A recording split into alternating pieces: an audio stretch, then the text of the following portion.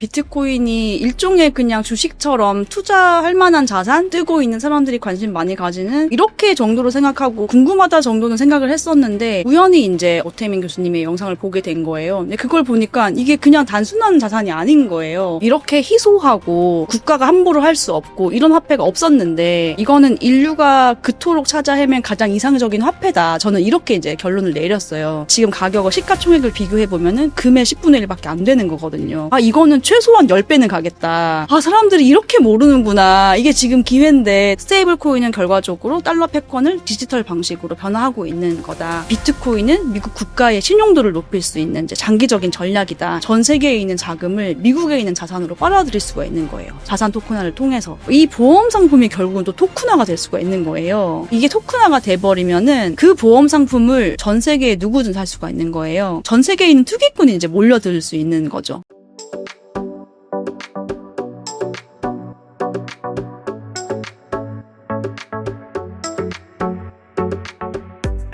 교보문고 베스트셀러 비트코인 없는 미래는 없다의 공동 저자 손혜민 작가님을 모셨습니다. 안녕하세요. 네, 안녕하세요. 네, 작가님, 비트코인 없는 미래는 없다 책은 한양대학교 비트코인 화폐 철학과의 겸임 교수님이신 오태민 작가님의 단독 저자물로 알고 계신 분들이 많은데 사실은 오태민 교수님과 손혜민 작가님, 김유정 작가님 세 분의 이제 공동 저작물이잖아요. 네. 이 책이 퀄리티 높은 걸로 이제 호평을 받고 있다고 들었는데 굉장히 토론과 논의 끝에 나온 내용으로 알고 있습니다. 네. 이 책 어떻게 좀 쓰게 됐는지 또 궁금합니다. 또 지금 신분이 대학원생 신분이신 거잖아요. 네. 지금 한양대학교 비트코인 화폐 철학과 이제 석사 과정 다니고 있고요. 저희가 1학기 때 오태민 교수님께서 수업을 하셨는데 블록체인과 화폐 현상이라는 이름으로 된 과목에서 수업을 하셨는데 그 매 수업마다 학생들이 핵심 주제를 이제 발표를 했어요. 그 주제는 교수님께서 선정해 주셨고, 그러니까 뭐 예를 들어서 레포, SDR, 그러니까 특별 인출권이죠. 유로 달러, 글로벌 금융위기, 뭐 중국에 대해서 뭐 파라메트릭 보험, 뭐 이런 식으로 해가지고 여러 가지 주제를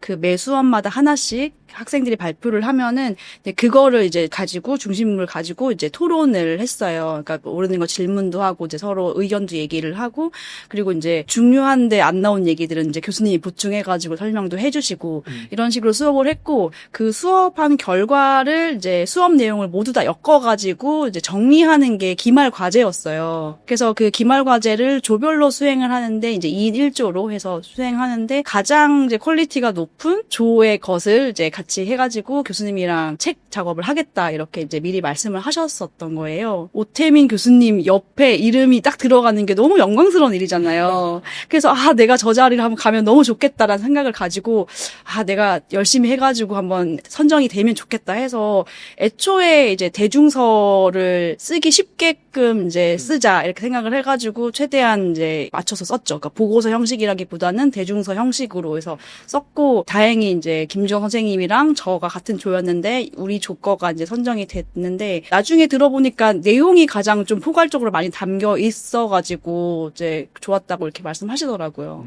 네, 저는 제가 이제 구성한 안이 있었을 거잖아요. 저희가 구성한 안이 있었는데 그 구성한 대로 가지는 않았고 이 책은 교수님께서 보시고 목차를 이제 다 이렇게 수정하셔가지고 그 목차대로 다시 이제 배치를 다시 했죠, 내용들을. 이게 최근에 제가 오태민 작가님 모시고 교수님 모시고 인터뷰했을 때 그 반응이 굉장히 좋았거든요. 네. 책 위주 내용으로 제가 질문지를 드렸는데 사실 오늘 또 손혜민 작가님하고 사전에 제가 얘기를 해봤는데 그냥 단순하게 시청자분들이 생각하시는 뭐 대학원생 분이 아니고 굉장한 이력의 소유자십니다. 제가 한번 또 질문을 드려볼게요. 서울대학교 식품영양학과 졸업, 이화여대 약학과 졸업, 서울대학교 의대 임상양리학과 진학 등 화려한 학력과 경력 사항이 있으신데요. 그 이야기를 하기 전에 네. 비트코인 투자 이야기 먼저 해볼게요.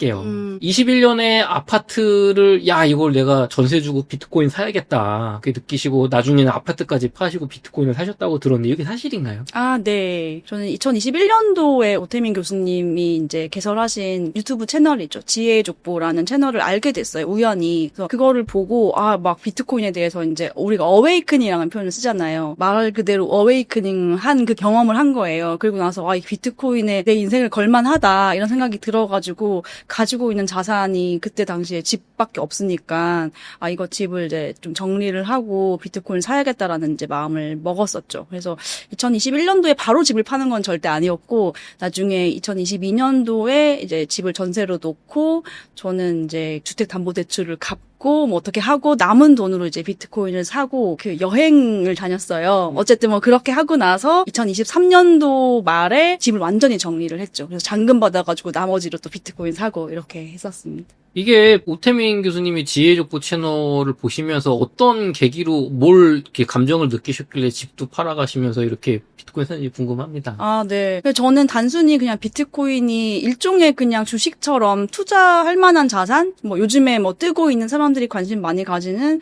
투자할 만한 자산 뭐 이렇게 정도로 생각하고 이게 뭔지 이렇게 뭐 궁금하다 정도는 생각을 했었는데 우연히 이제 어떤 그 영상을 보게 된 거예요. 오태민 교수님의 영상을 보게 된 거예요. 근데 그걸 보니까 이게 그냥 단순한 자산이 아닌 거예요. 그러니까 뭔가 굉장히 심오한 것이 있고 내가 모르는 뭔가가 굉장히 깊이 있는 것이 있다. 깊이 있게 공부해 봐야 되는 거다. 이런 생각을 하게 돼서 그때 제가 첫 영상을 본 게 2021년 추석 시작할 때였거든요. 근데 연휴가 있잖아요. 한 4일 정도 만에 그때까지 나온 그 채널에 나온 영상을 다 몰아서 봤어요. 그러니까 뭐 한 몇십 시간, 한 4, 50시간을 본 거예요, 영상을. 그러고 나서는 와 이거 장난 아닌 거구나 해서 오태민 교수님이 그때까지 쓰신 책들을 다 읽어봤고 그러면서 정리가 되더라고요. 그래서 이게 앞으로 세상을 바꿀 이 혁명이구나 이런 생각이 들었었죠. 역시 서울대학교로 나오신 분들은 각각의 시간이 왔을 때 그거를 공부를 열심히 하시는군요. 저는 오태민 작가님 영상 보고 야 신기하네 이러고 말았는데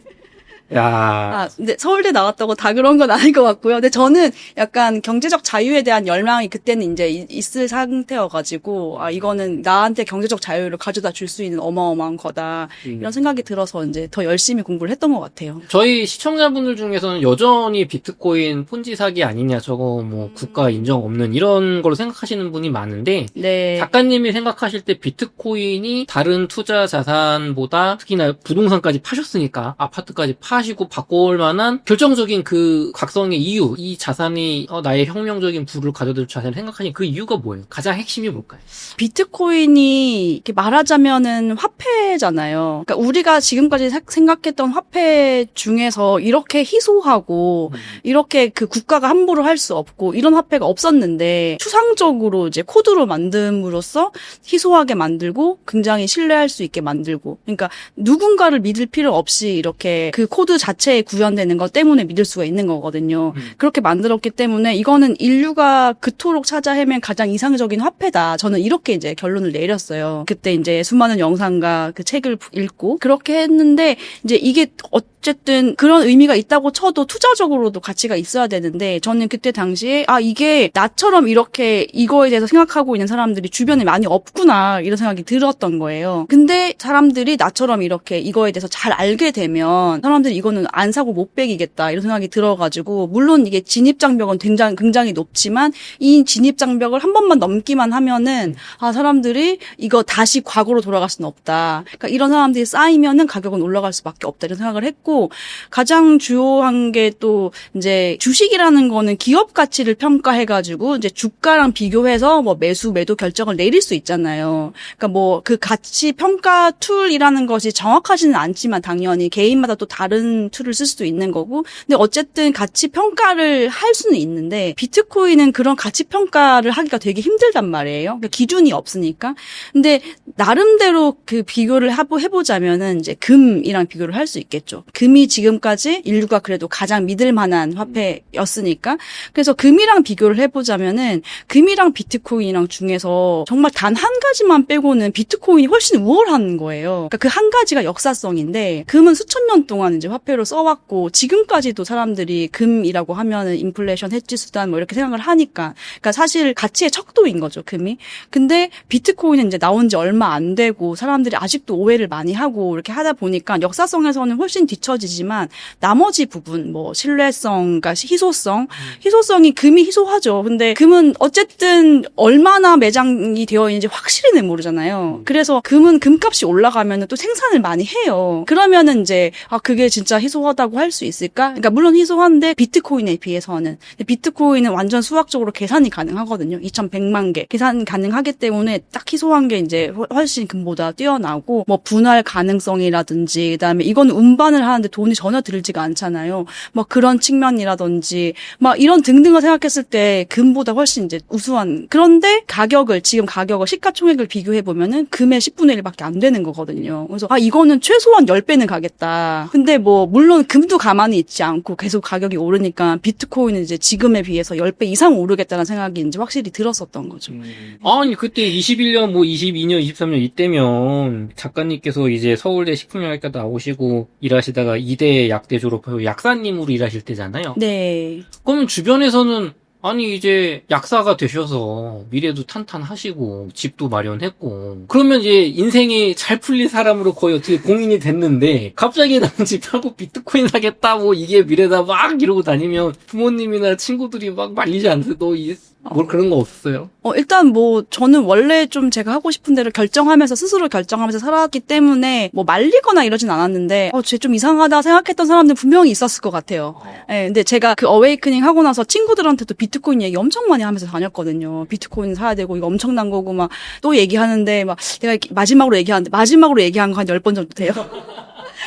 워낙 비트코인 얘기를 많이 하고 다녔어가지고 친구들은 좀 이상하게 생각했을 수도 있는데 뭐 지금 이제 결과적으로는 그때 얘기를 들었어야 됐는데 이렇게 생각하지 않을까. 네. 잠깐만요. 그럼 그때 비트코인 뭐 얼마일 때 사신 거예요? 저는 제일 처음에 이제 추석 연휴 때 그때 2021년도 그때가 한 6,400만 원 정도였던 것 같아요. 그래서 그때 바로 신용대출을 받아가지고 제가 그동안 모아놓은 자산이 별로 없으니까 신용대출을 받아가지고 이제 2개를 샀었어요. 1억 2천 정도 받아서 그렇게 샀었고 그 이후에 이제 집을 정리하고 얼마 안 되는 건 아니지만 그래도 생각보다 많은 돈은 아닌데 그걸로 이제 그때 계속 떨어지고 있었거든요. 비트코인이. 그래서 4천만 원일 때도 하나 사고 뭐 3천만 원일 때 하나 사고 그러고 나니까 돈이 많이 안 남아가지고 2천만 원 후반대에서 막 쪼개가지고 막 하루에 10만 원씩 이런 식으로 막 자잘자잘하게 사고 막 이렇게 해서 평균 단가가 생각보다 그렇게 낮진 않아요. 그러니까 엄청 쌌을 때는 많이 못 샀어요. 그때 돈이 없어가지고. 근데 저는 그런 생각이 있었어요. 비트코인 내가 이제 알게 돼서 이거 엄청나게 올라갈 거야 라는 걸 확신을 하게 됐는데 그때 당시에 내가 의사결정을 내렸을 때의 뭔가 이제 위험성 같은 게 있잖아요. 그러니까 예를 들어서 내가 지금 잘 알았는데 안 샀는데 가격이 올라. 이거랑 내가 지금 샀는데 가격이 떨어져. 이거 두 가지 중에서 뭐 어떤 거가 더 괴로울까 생각해보니까 저는 안 샀는데 오르는 게 더 괴로울 것 같은 거예요. 그래서 그냥 지금 사고 내가 가격 예측을 못하니까 그냥 사고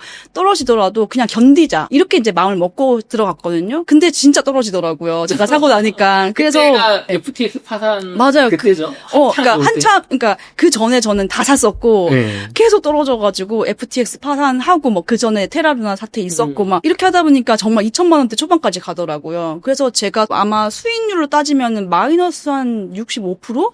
막 이 정도까지 갔던 것 같아요.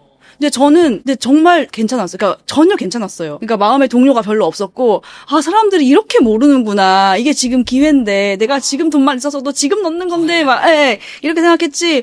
어떻게 막 내 자산 다 날라갔어. 이렇게 생각하지 않고, 그냥, 그렇구나. 아직 멀었구나. 이렇게 생각하면서 그냥 마음 편하게 그렇게 지냈었어요. 여러분, 이 비트코인 없는 미래는 없다 책을 읽으셔야, 코인 없는 한번 보여주세요. 이 책을 읽고 오태민 교수님 책을 잘 읽으셔야 이 정도 멘탈이 되는 겁니다. 네. 근데 그 기간이 사실은 지금 지나고 보면은 제일 저렴하게 살 수 있는 기회였고 조금씩이라도 사셨고 네. 지금 비트코인 하나가 1억 뭐 6천 7천 하잖아요. 네. 그럼 뭐 내가 5천에 샀든 4천에서 6천에 샀든 지금 그렇죠. 엄청난 수익이신데 맞아요. 그러니까 수익률로 계산하면은 4천만 원에 산 거랑 3천만 원에 산 거랑 되게 큰 차이가 나잖아요. 네. 퍼센트 몇 배 이렇게 하면은. 근데 사실 그 차액으로 생각하면은 진짜 얼마 안 되는 차이거든요. 이게 엄청나게 하나가 뭐 10억이 됐다라고 가정을 해보면은 내가 3천에 샀든 6천에 샀든 사실 큰 차이 아니거든요. 저는 이제 그렇게 생각하면서 그냥 무조건 돈 생기면 산다 이런 마인드로 이제 모았었어요. 근데 저 영상을 보시는 분들은 아니 비트코인 지금 1억 7천도 말이 안 된다고 생각하는데 10억이 된다고 이렇게 생각하신단 말이에요. 비트코인 왜 10억이 되는 겁니까 도대체? 아니, 지금보다 그러니까 이게 가치평가 툴은 없지만 아까 말씀드렸다시피 금이랑 굳이 비교를 하자면은 이제 금값이랑 거의 비슷하거나 더 높아야 된다고 생각을 하니까 이제 저는 그렇게 최소 금시총은 따라간다 그럼 지금보다 8배, 10배는 오를 수 있다라고 보시는 거예요? 네, 저는 그렇게 최소 보는 거죠. 미니멈이. 그렇죠. 그리고 시간이 지나면은 사람들이 이제 이렇게 더 많이 생각을 할 거고 그러다 보면은 가격이 높아질 수밖에 없고 일단 비트코인 너무 희소해요. 엄청나게 막 만 개씩 이렇게 가지고 있는 사람들도 간혹 있고 기관들이 지금 몇십만 개씩 막 이렇게 가지고 있는 기관들이 생기다 보니까 정말 그 개인한테 하나가 있기도 되게 힘든 상황이잖아요, 지금은. 그게 너무 희소한데 또 부자들은 또 이거를 점점 깨달을 거란 말이에요. 비트코인이라는 게 엄청난 가치가 있는 거구나라는 걸 깨달을 거기 때문에 너무 희소하기 때문에 이거는 가치가 엄청 오를 거다. 그리고 무엇보다 미국이 엄청 밀어주고 있잖아요, 지금. 작가님 그럼 요번 사이클에 수익이 많이 나셨을 텐데 지금 뭐 가격도 좋은데 혹은 여기서 뭐 2억 5천, 3억 간다고 했을 때 비트코인 매도 계획은 없으세요? 네, 저는 그러니까 수익 실현이라는 걸 위해서 매도할 계획은 이제 전혀 없고 물론 뭐 비트코인보다 훨씬 좋은 자산, 그러니까 뭐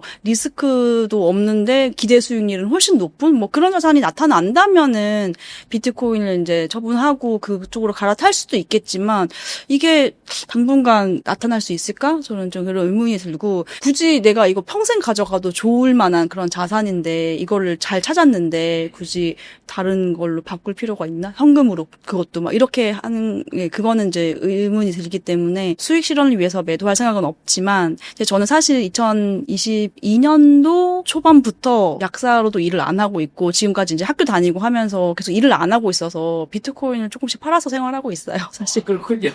그래서 정말 비트코인 팔 때마다 너무 가슴이 아픈데, 네. 지금 이제 책이 좀 팔리고 하니까, 뭐, 당분간은 안 팔아도 되지 않을까. 최근에 또 보험연수원, 네네. 최근에 제가 인터뷰한 하태경 원장님 계시는 보험연수원 크립토스쿨의 교무총괄도 이제 일을 또 하시면서 네네. 또 대학원생도 하시고 또 급여도 조금씩 받고 이렇게 아, 네. 비트코인 안 파도 된다고 들었습니다. 아, 네. 그렇게 된 지가 사실 얼마 안 얼마 안 돼가지고, 되셨군요. 네. 너무 행복합니다. 네. 작가님, 그 시청자분들 중에 비트코인, 오태민 교수님 영상이나 저희 책을 보고, 또 작가님의 책이기도 하죠. 손혜민 작가님 책을 보고 나서, 아, 비트코인에 대한 확신이 내가 작가님 정도는 아니지만, 그래도, 내가 약간씩은 그래도 좀 담아가야겠다. 해지 차원에서, 부동산, 주식, 뭐, 채권 다 있지만, 비트코인도 뭐, 내 자산에 뭐 5%, 10%는 담고 싶다. 이런 분들이 근데 지금 가격이 비싸잖아요. 1억 7천이니까. 지금 비싸죠. 이게 한 번에 사기가 어렵죠. 내가 한 5천만 원 사고 싶다고 해도. 네. 그럼 지금 조언을 드리면 이거 한 방에 5천을 살지, 아니면 이거 뭐 나눠서 사야 되는지, 아니면 네. 앞으로 뭐 사이클 반감기 신으면 떨어질 수도 있다. 뭐 이런 거 어떻게 보세요? 저는 사실은 그런 거는 정말 잘 모르겠어요. 제가 그런 거를 잘 예측해서 투자를 잘하는 사람은 전혀 아니라고 생각을 하고 저는 그냥 일반적인 사람들 그거 못 맞춘다고 생각하거든요. 그래서 그냥 주변 사람들한테 얘기를 하는 거는 그냥 매달 월급 받아가지고 일정 금액을 그냥 꾸준히 계속 살아. 그러니까 저는 중요한 게 나중에 이게 엄청나게 비싸졌을 때 예를 들어서 뭐 10억, 50억 할 때 내가 비트코인을 몇 개 가지고 있느냐가 중요하다고 생각하거든요. 그래서 그냥 지금 가격이 뭐 단기간에 오르든 떨어지든 상관하지 말고 그냥 매달 일정 금액씩 계속 사서 모아라. 그렇게 이제 조언을 하고 있어요. 물론 저도 싸게 사게 하면 좋고 싸게 사면 좋고 비쌀 때 팔았다가 다시 쌀 때 또 더 수량을 늘려서 사고 이렇게 할 수 있으면 좋겠는데 저는 그거는 제 영역은 절대 아니라고 생각을 해서 네, 그냥 꾸준히 모으시라라고 얘기해 드리고 싶어요. 좋습니다. 그럼 지금 시점에 비트코인에 대한 관심을 좀 가지신 저희 초보 시청자분들이 계신다면 비트코인 없는 미래는 없다 작가님의 책이기도 하죠. 이 책을 읽어본다면 어떤 인사이트를 얻을 수 있을까요? 아, 일단 비트코인이라는 게 우리가 흔히 사람들이 얘기하듯이 뭐 혼지 사기, 뭐 이상한 거, 그다음에 불법적인 일에 쓰이는 거, 뭐 지금 얼마 전에도 왜 캄보디아 그 일 때문에 또 비트코인 미국이 이제 압류해 갔잖아요. 막 그런 거, 그러니까 안 좋은 일이랑 엮여 있다 보니까 되게 부정적인 이미지가 많은데 그런 정도가 아니고 앞으로 이제 그 세계 금융 체제에 큰 변혁을 가져다 줄 엄청난 거다. 그거의 시작이다. 이렇게 생각을 하시게 될 것 같아요. 이 책을 읽으시면. 그리고 그거 말고도 이제 앞으로 어떠한 변화들이 생겨날지에 대해서 굉장히 인사이트를 얻으실 수 있지 않을까. 네, 그런 생각을 하고 있습니다. 작가님, 비트코인 없는 미래는 없다 책에서 제가 가장 인상 깊었던 부분은 첫 번째로는 스테이블 코인 전쟁, 그리고 두 번째는 프로그래머블 머니 파트였거든요. 자산 토큰과 관련인데, 지금 미국에서 암호화폐 관련해서 어떤 파도가 지금 우리나라에 밀려오고 있는 건가요? 저는 그 변화를 세 가지 키워드로 생각을 해보고 싶은데요. 그러니까 스테이블 코인, 그다음 비트코인, 자산의 토큰화. 그러니까 이 세 가지를 미국이 밀어주고 있는 것 같아요. 우선 스테이블 코인 얘기를 해보자면은 일단은 기본적으로는 그러니까 미국이라는 나라가 가지고 있는 달러라는 화폐가 전 세계적으로 기축통화로 쓰이고 있잖아요. 근데 이거 자체가 사실 구조적으로 근본적인 결함을 가지고 있다고 볼 수 있어요. 그러니까 일단은 미국이 달러라는 기축통화를 통해서 분명한 이점을 얻는 건 확실하거든요. 그러니까 소위 말해서 달러를 이제 찍어낸다고 하잖아요. 그러니까 찍어내가지고 그걸 다른 나라에 갖다 주면은 다른 나라는 물건을 이제 주잖아요. 그러니까 우리나라 같은 경우에는 수출 기업이 뭐 정말 열심히 공을 들여가지고 상품을 만들어서 그거를 이제 해외에 수출을 하면은 그걸로 이제 달러를 벌어들이고 그 달러가 또 이제 뭐 주체는 바뀌겠지만 또 수입을 하는데 쓰이고 이렇게 하는데 미국은 그냥 돈을 찍어내면은 바로 이제 물건을 가지고 올 수 있으니까 그게 엄청난 이점이죠. 그리고 뭐 전 세계가 달러를 필요로 하기 때문에 이제 미국에서 이제 있는 달러를 신뢰를 하고 이제 국채를 이제 안전자산으로 생각을 하잖아요. 그래서 미국이 국채를 이제 발행을 하면은 그거를 전 세계가 막 사주잖아요. 그러니까 저렴한 금리로 돈을 빌릴 수가 있는 거죠. 그래서 해외 입장에서는 이제 수출 같은 걸 통해 가지고 달러를 벌어들이면은 그거를 이제 가만히 두면은 이자가 없으니까 미국 국채로 바꿔 가지고 이제 이자를 받으려고 하기 때문에 미국 국채를 사는 수요가 있고 이제 그게 안정적이기 때문에 미국은 지금까지는 이제 그 다시 자국으로 들어온 달러를 가지고 국방비도 지출하고 뭐 재정으로 쓰는 거죠. 복지 지출도 하고 인프라 투자도 하고 막 이런 식으로 쓸 수 있었죠. 그리고 달러를 무기화할 수도 있었고요. 그러니까 미국 말을 잘 안 듣는 국가를 뭐 달러 시스템에서 배제한다든지 뭐 이렇게 하는 방식으로. 근데 이렇게 하는 이점이 분명히 있음에도 불구하고 또 한편으로는 문제가 있는 거죠. 전 세계 유동성을 수요를 충족시켜야 되다 보니까 이제 달러를 계속 내보내는데 그게 이제 기부하듯이 주는 게 아니고 아까 말씀드렸다시피 이제 물건을 가지고 오고 이렇게 하다 보니까 미국 내에 있는 이제 제조업 기업들은 이제 점점 이제 위상을 잃고 산업 기반을 잃게 되는 거죠. 그래서 러스트 벨트라고 하잖아요. 이제 거기 지역에 있는 사람들이 이제 예전에는 이제 풍요롭게 일을 하면은 이제 생활할 수 있었다면 지금은 그런 기반이 굉장히 흔들렸기 때문에 굉장히 어렵게 됐잖아요. 근데 그런 것들이 이제 미국이 달러를 기축통화로 쓰므로써 잃는 그런 이제 일면이 있는 거죠. 그래서 그런 것들 때문에 트럼프도 등장할 수 있었고 트럼프가 이제 내세웠던 반세계화, 반이민, 뭐 반기득권 이런 것들이 그 러스트벨트 지역에 있는 유권자들한테 엄청 먹혀들었던 거잖아요. 그리고 이제 미국 입장에서는 무역 적재가 계속 쌓이기 때문에 장기적으로는 미국에 대한 신뢰, 그러니까 미국 달러에 대한 신뢰가 약화될 수 있는 거죠. 이게 이제 트리핀 딜레마인데 결국은 세계 유동성 공급이랑 자국 통화의 안정성이 같이 양립할 수 없는 그런 이제 딜레마를 겪는 거죠. 그다음에 최근 들어서 점점 심화되고 있는 게 이제 미국이 달러를 무기화하고 막 이렇게 그런 경향을 보이다 보니까 그리고 부채가 너무 늘어나다 보니까 이제 다른 나라들에서 미국 국채를 과연 신뢰할 수 있을까라는 이제 회의가 점점 퍼지기 시작하면서 미국 국채에 대한 수요가 많이 줄어들었잖아요. 특히 이제 중국 같은 경우에는 올해 보유고가 2009년 3월 이후에 최저점을 찍었다고 해요. 근데 이제 중국 입장에서는 미국 국채를 안 사고 달러를 보유하는 게 그러니까 이자는 못 받지만 이자를 포기하면 얻는 이익이 있거든요. 미국 수출 기업이 달러를 이제 벌어서 들어오면은 그거를 이제 인민은행이 달러를 매입해주고 이제 위안화를 주겠죠. 그러면 그 위안화가 이제 시중에 많아지기 때문에 위안화가 환율을 이제 낮게 유지할 수 있는 그런 이제 힘이 되잖아요. 그렇게 되면은 상대적으로 수출 기업의 이제 수출 경쟁력이 계속 유지가 될 수 있는 거죠. 그러니까 그런 이점이 있고 또 이제 인민은행은 달러 매입을 했으니까 그 가지고 있는 달러를 가지고 이제 좀 전략적으로 환율을 통제한다든지 그런 데 쓸 수가 있는 거죠. 그러니까 어쨌든 이런 이점들 때문에 중국에서 특히 미국 국채를 안 사기 시작했고 다른 나라에서도 조금 이제 그런 경향성을 보이는 것 같아요. 근데 그런 와중에 지금 달러 스테이블 코인 등장했잖아요. 올해 1분기 기준으로 해서 테더라는 회사 하나가 가지고 있는 이제 국채의 양이 독일 정부보다 더 높다고 하니까 거의 이게 엄청난 수준이라고 하더라고요. 그래서 1,200억 달러 정도 이렇게 국채를 가지고 있는데 이게 어마어마한 규모인 거고 그리고 뭐 남미의 뭐 볼리비아나 뭐 베네수엘라나 뭐 이런 지역들 보면은 실제로 테더로 물건을 계산할 수 있다. 있다고 하더라고요. 전 세계적으로 이제 미국 국채에 대한 수요는 떨어지지만 미국 그 달러, 그러니까 스테이블 코인, 달러 스테이블 코인의 수요는 점점 엄청나게 늘어나고 있는 그런 환경이어서 그 미국 스테이블 코인은 이제 발행사가 가지고 있는 달러를 미국 국채나 단기 국채나 아니면은 뭐 레포나 뭐 이런 것들을 사는데 이제 이용이 되잖아요. 그러면은 미국 입장에서는 미국 국채 수요가 계속해서 유지가 될 수 있는 그런 거죠. 그래서 스테이블 코인은 결과적으로 달러 패권을 디지털 방식으로 변화하고 있는 거다. 미국 국채의 수요를 계속 유지하는 데 도움을 주고 있다. 이렇게 얘기할 수 있을 것 같고요. 그리고 이제 두 번째는 비트코인인데 지금 전 세계적으로 가장 신뢰받는 거가 이제 금이잖아요. 최근 금값이 뭐 사상 최고치를 경신을 계속 하고 있는데 맞아요. 어제 기준으로 그러니까 10월 15일 기준으로 온스당 4,200달러를 돌파했다고 하더라고요. 중국이나 인도나 이런 정부에서 중앙은행에서 많이 이제 매입을 하고 있는 것 같아요. 그리고 올해 2월인가에 이제 일론 머스크가 포트녹스에 금이 실제로 있는지 실시간으로 스트리밍을 해서 보자 뭐 이런 식으로 이제 트윗을 날렸잖아요. X에 썼잖아요. 그래서 포트녹스라는 데가 미국 재무부가 가지고 있는 공식적인 금 보유고가 저장된 곳인데 거기가 이제 제대로 감사받고 있는지 진짜 투명하게 운영되고 있는지 막 그런 것들 한번 보자라는 그런 의미인 것 같아요. 근데 그게 저는 이제 좀 크게 확대 해석을 하자면 미국의 금융 시스템을 믿을 수 있는가? 뭐 이런 이제 의문이었다고 생각을 해요. 근데 어쨌든 미국이 금 보유가가 지금 얼마나 있는지를 정확하게 모르는 상태에서 트럼프 대통령이 올해 3월에 비트코인을 전략적 자산으로 삼는다는 그 행정명령에 서명을 했죠.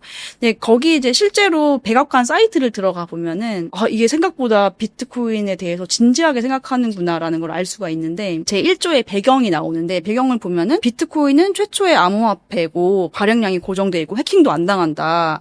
그리고 전략적 비트코인 보유고를 최초로 구현하는 국가가 되는 것은 전략적 우위를 점할 수 있다. 그리고 현재 뭐 미국 정부가 상당량의 BTC를 보유하고 있지만 글로벌 금융 시스템에서 독보적인 가치 수단으로서의 비트코인을 극대화하기 위한 전략이 필요하다. 뭐 이런 식으로 설명을 하거든요. 미국이 충분한 금 보유를 하고 있지 않은 상태면은 새로운 신뢰 자산이 필요하잖아요. 그 새로운 신뢰 자산을 이제 비트코인으로 생각을 하고 있는 것 같아요. 예를 들어서 이제 미국이 아무리 패권 국가고 경제력이 우수하고 군사력이 뛰어나고 이렇게 한다고 해도 부채가 너무 많고 생각보다 자산이 별로 없는 것 같은데 이렇게 생각하면은 그 채권을 안 사줄 거잖아요. 근데 반면에 개인으로 따지자면은 빚이 한 100억 정도가 있어요. 근데 강남에 한 2천억짜리 건물이 있어. 자산이 있으면은 빚이 좀 많아도 우리가 은행에서 또 다시 제출을 해주잖아요. 그런 것처럼 미국이 자산을 이제 풍부하게 가지고 있으면은 부채가 좀 있더라도 그 미국이란 국가를 이제 또 전 세계가 믿고 이렇게 할 수 있기 때문에 그런 이제 의미가 있는 것 같아요. 그래서 미국 정부가 현재 비트코인 보유량이 한 20만 개 정도가 있는 것으로 추정이 되는데 얼마 전에 이제 캄보디아에서 굉장히 몇십만 개 또 압수했다고. 네. 범죄 조직이 가지고 있던 12.7만 개 정도로 이제 보도는 됐던데 그런 규모를 이제 미국이 압수를 했잖아요. 그러니까 앞으로 이제 세금을 써가지고 비트코인을 사는 방식은 아니더라도 이렇게 이제 범죄 자금을 이제 압류한다든지 이런 방식을 통해서 계속 국고에 넣는 식으로 해서 비트코인을 계속 모아 나갈 것 같아요. 그렇게 돼서 이제 저희 책에도 썼지만 뭐 2029년까지 100만 개 정도의 비트코인을 보유할 경우에는 만약에 비트코인 가격이 연평균 25% 증가하고 부채는 5% 수준으로 증가한다. 이렇게 가정했을 때 2059년이 되면은 비트코인이 담보할 수 있는 부채가 그러니까 미국 전체 부채랑 동일해지거든요. 신뢰를 다시 회복할 수 있는 거죠. 그래서 비트코인은 미국 국가의 신용도를 높일 수 있는 이제 장기적인 전략이다. 이렇게 좀 정리를 할 수 있을 것 같고, 세 번째는 이제 자산의 토크나 얘기인데, 엊그제 얼마 안 됐는데 블랙락의 레리 핑크가 CNBC에 나와서 인터뷰를 했다고 해요. 그래서 그때 했던 얘기가 지금 우리가 모든 자산의 토크나가 시작되는 시점에 있다. 이렇게 얘기를 했다고 하더라고요. 그래서 앞으로는 이제 뭐 부동산, 주식, 채권 뭐 이런 전통적인 자산뿐만 아니고 어떤 특정 회사의 특정 프로젝트라든지 뭐 미술품, 뭐 어떤 재능 있는 인간, 뭐 이런 모든 우리가 지금까지 생각했던 가치가 있다고 판단되는 모든 자산들을 이제 블록체인 위에서 토큰 형태로 만들어서 그거를 이제 거래할 수 있다고 생각을 하거든요. 그래서 실제로 블랙락에서는 이미 작년 3월에 이제 비들이라고 해가지고 단기 국채나 뭐 레포나 이런 것들 유동성은 높고 안정성이 크다고 여겨지는 그런 자산들을 토큰화해가지고 이미 팔기 시작했어요. 근데 그거는 사전 승인된 뭐 적격 투자자 이렇게 표현을 하던데 그런 사람들한테만 이제 판매를 했는데 저는 그게 약간 간을 보고 있는 것 같아요. 그러니까 이렇게 이제 하고 이제 이렇게 시작을 일단 뭐 파일럿 스터디처럼 한번 해보고 네, 레리 핑크 이런 유명한 사람들이 이제 방송에 나와서 자산 토큰화 이렇게 떠들고 이런 분위기가 조성되다 보면은 이제 어느 순간 그런 자산 토큰화가 익숙해지는 대중들한테도 익숙해지는 그런 순간이 올 거라고 생각을 합니다. 중요한 거는 처음에는 엄청 많은 혼란이 있을 것 같아요. 근데 나중에 이제 시간이 지나서 많이 정화가 되면은 결국은 엄청 좋은 자산의 토큰이 이제 잘 팔리고 이렇게 되겠죠, 당연히. 그런 일이 일어나면은 미국으로서는 굉장히 좋은 거가 예를 들어서 우리가 이제 강남 아파트 되게 좋잖아요. 강남 땅에 있는 뭐 부동산 되게 좋잖아요. 그 강남 부동산도 토큰화 되어 있고 미국의 맨하튼에 있는 부동산도 토큰화 되어 있다고 생각해 보면은 어느 쪽을 사고 싶으세요?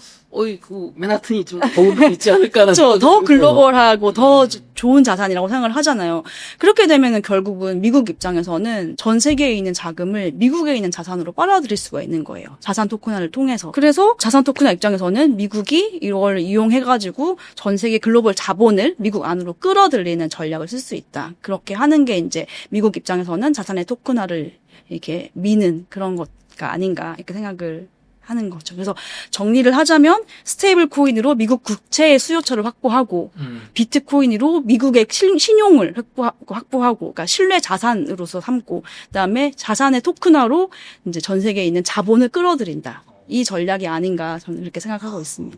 이게 저희 시청자분들이 이게 예전에 뭐 메타버스, NFT, 뭐 조각 미술품 뭐 이런 거 샀다가 나 큰 손해 봤다. 막 세상을 바꿀 줄 알았더니 개뿔 아무것도 없고 메타버스는 게임하고 온라인 게임이랑 똑같은 거 아니냐. 이거 사기 아니냐 이런 분들 그러니까 실체가 없다. 네. 이런 분들 많으신데 아까 자산 토큰화 얘기할 때 레리 핑크 회장 블랙록 세계 최대 자산운용사 블랙록이 비들이라는 채권의 자산 토큰화를 만들어서 지금 팔고 있다고 하셨잖아요. 일부 검증된 소수에게 그 자산 토큰화된 채권이라는 게 구체적으로 지금 뭐 어떻게 작동하고 있는 거예요? 그게 뭐예요, 정확하게? 그러니까 그런 자산들 단기 채권이나 레포 같은 거를 이제 담보로 삼고 이제 비들이라는 토큰을 이제 발행을 해가지고 그거는 1비들이 1달러에 수렴하게끔 이제 맞춰져 있어요. 네. 그래서 그렇게 하면은 저희 그 운용하는 단기 채권이라든지 레포가 이제 이익을 벌어들일 거잖아요. 그 수익이 생기면은 그 수익을 다시 이제 토큰으로 배분한다고 하더라고요. 네, 그러면 이제 그 그러니까 비들을 뭐 몇 비들 이렇게 가지고 있는 사람들은 그거에 비례해가지고 수익이 생기면은 이제 그 수익으로 다시 이제 토큰을 받아가지고 이제 그 자산을 불릴 수가 있는 거죠. 그러면은 블랙록은 채권을 1비들이 1달러니까 비들을 사람들한테 팔아서 1비들을 팔면 1달러를 번 거잖아요. 네. 그럼 그 1달러어치를 가지고 채권을 사고 그럼 그 채권에서 운용을 해서 나오는 이자 수익이나 운용 수익을 비들 뭐 1달러가 생겼으면 1비들 가진 사람한테 또 비들로 주고 이런 식인 거예요. 네. 그럼 어쨌든 지금 중요한 거는 이게 채권을 사고 채권에 나오는 이자를 달러로 주는 게 아니고 채권은 담보가 된 거고 그 채권을 담보로 자산 토큰화를 지금 해서 코인이 아니죠, 이거 정확히. 네. 토큰을 발행한 거잖아요. 네. 이런 식으로 앞으로 뭐 주식이나 부동산을 다 그게 담보물이 되고 이걸 토큰화해서 사람들한테 팔게 될 거다. 그렇죠. 오태민 교수님과 저희가 찍은 영상도 같이 보시면 조금 감이 잡히실 것 같은데 그럼 달러 스테이블 코인은 조금 더 빨리 오고 있는 것 같은데 달러 스테이블 코인 파트를 저도 읽어봤지만 이렇게 되면 말씀해 주신 것처럼 채권의 수요가 전 세계로 늘어나는 거잖아요. 국가 말고 개인이 사주는 게. 네, 그렇죠. 그럼 이제 우리나라는 어떻게 합니까? 우리는 어떻게 하면 좋을까요? 우리나라 국채는 누가 사주나요? 근데 우리나라 국채 자체가 사실 매력적인 거여야지 네. 이제 수요가 있을 건데 그거에 대해서는 제가 이렇게 대답할 수 있는 영역은 아닌 것 같고 어쨌든 나라 입장에서는 굉장히 곤란한 상황에 처한 건 맞는 것 같아요. 그러니까 이런 식으로 개인이 달러 스테이블 코인을 사기 쉬운 이제 환경이 조성이 됐으니까 이렇게 되면은 저도 이제 원화를 가지고 있는 것보다는 달러를 가지고 있는 게 더 자산 측면에서는 좋잖아요. 지금 환율도 계속 오르고 있고 이렇게 한데 그렇기 때문에 나라에서는 좀 되게 골치 아픈 일이 있는 것 같은데 근데 이거가 현실이기 때문에 제 생각에는 어쩔 수 없이 이 현실을 받아들이고 이 현실에서 우리나라 이득을 취하기 위해서 어떤 것들을 해야 되는지를 좀 고민하는 게 필요하지 않나 싶어요. 그러니까 오히려 이제 규제를 좀 완화해가지고 이제 자산 토큰화 해가지고 좀 더 젊은 층들이 좋은 자산에 많이 이제 토큰화가 되면 훨씬 투자하기가 쉬워질 거기 때문에 좀 좋은 자산에 투자를 많이 할 수 있도록 이렇게 유도도 하는 게 좋을 것 같고, K-팝이나 이게 한류 열풍이 있으니까 그런 것들 이용해가지고 뭔가 좋은 상품을 만들 수도 있는 거고, 오히려 나라 입장에서는 현실을 받아들이고 이걸 이용을 잘 하기 위해서 좀 선도적으로 뭔가 다른 나라가 안 하고 있을 때 우리는 좀 준비를 하는 그런 전략이 필요하지 않을까. 네, 그런 생각이 드네요. 이게 자산 토큰화가 부동산이나 주식 같은 자산 말고 사람도 된다고 오태민 교수님 제가 들었거든요. 네. 사람도 토큰화가 된다. 사람을 토큰화하는 게 이제 그 사람의 능력, 그러니까 그 사람이 할 수 있는 거, 그 사람이 이제 가지고 올 수 있는 미래 가치 이런 거를 토큰화 시킨다고 생각할 수 있겠죠. 그러니까 예를 들어서 제가 이제 책을 쓰고 오태민 교수님 덕분에 이렇게 잘 팔리고 있지만 제가 뭔가 자신감을 얻어가지고 내가 책을 또 써봐야겠다 이렇게 생각을 했는데, 예를 들어서 뭐 책을 쓰는데 한 6개월 정도가 걸린다고 생각을 해봐요. 근데 6개월 동안 저는 이제 생활비가 없는 거예요. 그래서 나는 이제 6개월 후에 책이 나올 거니까 이 책을 팔면은 잘 팔릴 거예요. 그러니까 이익을 쉐어해 드릴 테니까 내가 6개월 동안 쓸 자금에 대해서는 이제 좀 내가 토큰을 팔 테니까 이 토큰을 좀 사주세요. 이런 식으로 이제 해서 토큰화 할 수 있죠. 근데 물론 실제로 책이 잘 팔려야 될 것이고, 실제로 제가 그 이익을 잘 배분해가지고 토큰을 가지고 있는 사람들한테 잘 줘야 되겠지만, 만약에 뭐 초반에 제가 그런 약속을 어긴다든지 책이 잘 안 팔린다든지 뭐 그런 일이 있으면은 이제 그 다음부터는 뭐 법적인 조치도 취할 수 있을 것이고, 그 다음부터는 제가 토큰을 만들어도 안 사주겠죠. 근데 그렇지만 제가 이제 실제로 수익도 잘 냈고, 뭐, 배분도 잘 하고, 뭐, 이런 식으로 해가지고, 이제 토큰 가지고 있는 사람들이 이익을 얻었다. 그러면 이제 그 신뢰를 통해가지고, 앞으로도 이제 계속해서 그런 토큰화를 할 수 있는 그런 기회가 생기지 않을까, 이렇게 생각을 하거든요. 저희 시청자분들 댓글을 제가 읽다 보니까 오태민 교수님 인터뷰 때도 나왔던 건데, 아니, 내가 이게 자산 토큰화가 뭔가 대단한 것 같긴 한데, 또 한편으로 듣다 보면은, 아니, 지금도 크라우드 펀딩이나 킥스타터 이런 거 있는데, 네. 그냥 내가 현금으로 인터넷에 들어가서 작가님한테 후원해서 책 잘 팔리면은 받는 거랑 이 토큰화랑 뭐가 다르냐? 이런 얘기가 있어요. 맞아요. 그럼 그거랑 뭐가 다른 겁니까? 자산 토큰화. 뭐 수익 측면에서 비슷하다고 생각할 수 있는데, 이렇게 토큰화가 되면은 저희가 크라우드 펀딩의 어떤 그 펀드를, 그러니까 내 자산을 해가지고 이제 어느 정도 지분을 얻는다고 했을 때 수익을 얻는 거는 비슷하기는 한데, 그 크라우드 펀딩 해가지고 내가 가지고 있는 지분을 다른 사람한테 또 파는 거가 그렇게 쉬운 환경이 아니잖아요. 근데 이걸 토큰화 해버리면은 그 토큰을 판매하는 건 굉장히 쉬워지거든요. 왜냐하면 이 토큰이라는 거는 그 토큰 자산을 주고 사고 파는 그런 이제 시장이 또 생기고, 뭐 심지어 그게 또 탈중앙화 돼가지고 생길 수도 있고, 이런 이제 그런 시장이 굉장히 많이 생길 거기 때문에 이 유통이 굉장히 이제 편리해지는 거죠. 그래서 처음에는 내가 어떤 거를 기대를 안고 샀는데 이걸 내가 뭐 빨리 처분하고 싶어, 아니면 생각보다는 가치가 별로 없을 것 같아. 그러면 이제 다른 사람한테 그걸 빨리 판매할 수 있고 이렇게 되는 거니까 그런 길이 열리는 거고, 그리고 무엇보다 토큰화가 되면은 그 토큰은 이제 스마트 컨트랙트를 통해 가지고 이제 자동으로 뭔가 이제 어떤 조건이 만족됐을 때 자동으로 뭔가가 실행되게 만들 수가 있잖아요. 그래서 크라우드 펀딩은 이제 실제로 수익을 얻었는데 지분을 가지고 있는데 이익이 들어오기까지 좀 더 시간도 걸리고 불명확할 수 있잖아요. 근데 스마트 컨트랙트 상에 이제 코드로 이렇게 해놓으면은 그게 이제 자동으로 처리가 되는 거니까 훨씬 이제 신뢰성이 강하다고 생각할 수 있는 거죠.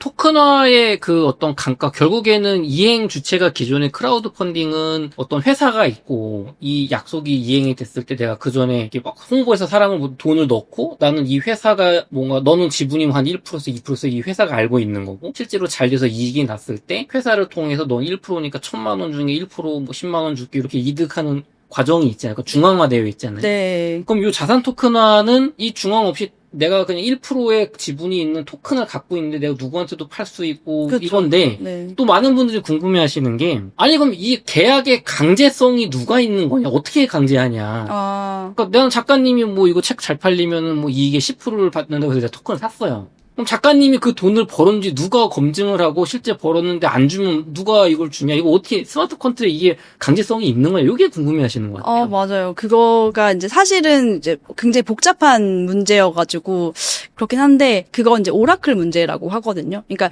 현실 세계에서 일어났던 일을 어쨌든 블록체인 상으로 끌어와가지고 그 조건에 만족했는지 아닌지를 판단해줘야 되는 거잖아요. 네. 그 현실 세계에 있는 그 일을 블록체인으로 이제 끌어들이는 뭐 인터페이스 이런 것을 이제 정의를 하는, 그러니까 오라클이라는 게 이제 그런 건데 그 오라클을 신뢰할 수 있어야죠, 사실은. 그래서 이제 그 오라클을 그래서 이제 일반적인 저 같은 개인들이 오라클을 한다 그러면 다 아무도 못 믿을 거고 이제 신뢰받을 수 있는 이제 결국은 뭐 빅테크나 이제 기존 금융 뭐 회사나 뭐 그 기존의 이제 기업들이 그 역할을 담당할 수 있지 않을까 생각을 하는데 그래서 이제 오라클을 신뢰를 해야죠. 근데 그것도 단회성으로 끝나는 이제 문제가 아니고 계속해서 이거 토큰화를 시키고 해가지고 이제 믿음을 줘야 되기 때문에 그 오라클 입장에서도 신뢰를 저버릴 그런 요인보다는 계속해서 이제 신뢰성 있게 진짜 그 현실 세계에 있었던 일들을 그대로 이제 가지고 블록체인 상에 적용을 할 요인이 훨씬 더 크다고 생각을 하거든요. 그래서 아마 초반에는 많은 문제가 있을 것 같은데 나중에 이제 정화가 되면은 그런 문제도 많이 사라지지 않을까 이런 생각이 드는 거죠. 아까 예시로 들어주셨던 그 채권을 자산 토큰화한 블랙록은 세계 최대의 자산 운용사니까 사람들이 믿고 사기를 안 치잖아, 이 사람들. 그렇죠. 네. 이 사기쳐서 자기들 사업 다 날라가니까. 네. 그럼 이 사람들은 지금 나는 사기 안 칠 거니까 내가 날 믿어. 그래서 채권에서 운용 수익이 얼마 나면은 내가 성실하게 너희들한테 알려줄 거고 그거를 블록체인상에 입력을 해서 요만큼 수익이 났으니까 요 비드를 가진 사람한테 요만큼 비드를 줘라 라는 거를 내가 잘 이행하게 만들 거야 라고 보증을 하는 거예요, 그 회사가. 그런 셈인 거죠. 네. 근데 아마 자산 토큰화가 본격적으로 되면은 이제 내가 어떤 지분을 사는데 그거를 내가 그냥 토큰화 시킬 수 있으니까 그 토큰화 시켰을 때 어떻게 스마트 컨트랙트에 어떻게 이제 들어가 있는지 그 계약 사항들이 어떻게 들어가 있는지를 검증하는 것도 굉장히 중요할 거기 때문에 그걸 투자를 하기 위해서는 그런 것들에 대한 시장도 또 나오지 않을까. 그러니까 투자자들한테 그런 이제 정보들을 잘 주는 그리고 기본적으로는 토큰화하는 그 주체가 되게 믿을 만한 주체여야겠죠. 예를 들면은 작가님하고 제가 오늘 인터뷰를 하는데 제가 저희 시청자분들한테 오태민 작가님과 공조신 손혜민 작가님 인터뷰를 하는데 조회수가 뭐 5만 이상 나오면은 제가 미리 투자를 받아서 투자금에서 뭐 이만큼 수익을 드리겠습니다. 토큰을 발행했단 말이에요. 네. 토큰을 만들어서. 제가 만들어서 막 발행했어요. 산 분이 막 10만 원 투자했어. 네. 근데 잘 됐어. 네. 자기는 이제 뭐 한 12만 원 받아야 돼. 네. 근데 여기서 발생할 수 있는 문제가 첫 번째는 이 토큰이 문서가 아니라 지금 전자 계약인 거잖아요. 그러면 내가 말을 할 때는 여기 우웅달 책방 커뮤니티에 여기 뭐 조회수 5만 이상 나오고 10만 원 샀으면 12만 원 드립니다 했는데 이 전자 계약 요 토큰상에서의 계약 내용은 다를 수 있잖아요. 예를 들면 토큰상에서는 10만 원 내고 나는 하나도 안 돌려줍니다. 뭐 이런 계약이 있을 수도 있고 네네. 조회수가 5만이 아니라 뭐 20만 이상 됐을 때 줍니다라고 제가 사기칠 수도 있는 거 아닙니까? 그러니까 그런 계약, 코드상의 계약이 제대로 되어 있는지를 확인을 해야 되겠죠. 근데 개인이 그걸 알기가 어려울 거 아니에요. 기술적인 거니까. 그것도 기술적으로 해결할 수 있을 것 같아요.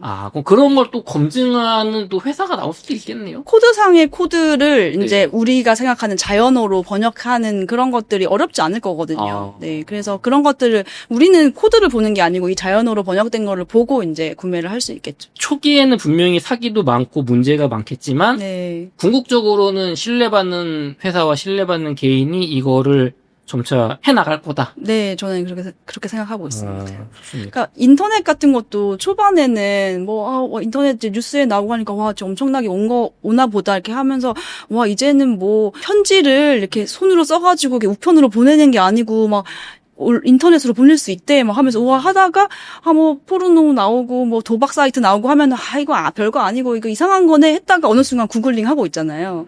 그것처럼 자산의 토큰화도 막 처음에 엄청 시끄럽고 뭐 문제도 많이 생기고 하겠지만 그거에 또 뒤따라서 이제 법적으로 규제도 들어오고 이런 이제 사기치는 개인들을 잡아서 이렇게 하는 그런 뭐 규정도 들어오고 할 거니까 그렇게 해서 이제 또 많이 좋아지면은 결국은 이제 그만큼 자산의 토큰화가 주는 그런 이제 메리트가 했고 그거의 수요가 많을 거라고 생각을 하기 때문에 지금에 비해서는 많은 변화가 있지 않을까 그렇게 생각합니다. 좋습니다. 작가님, 그럼 이제 그런 미래가 오고 있다는 거, 특히 달러 스테이블 코인은 뭐 워낙 요즘 이슈가 되고 있으니까 시청자분들 많이 아실 건데, 자산 토크나 뭐 스테이블 코인 다 좋습니다. 이런 변화가 온다고 할 때, 사실 투자자 개인 입장에서 그럼 내가 어떻게 해야 돈을 벌 수 있는 데가 제일 궁금하거든요. 네. 그럼 뭐 그런 회사 내가 뭐 어떤 회사가 뜰지 뭐 알 수 있는 것도 아니고, 그럼 나 개인은 어떻게 해야지 이 흐름이 오는 건 이제 알 것 같은데, 어떻게 돈 벌 수 있습니까? 난 어떻게 해야 됩니까?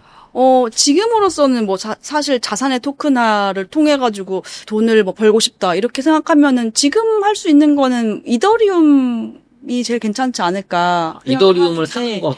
네.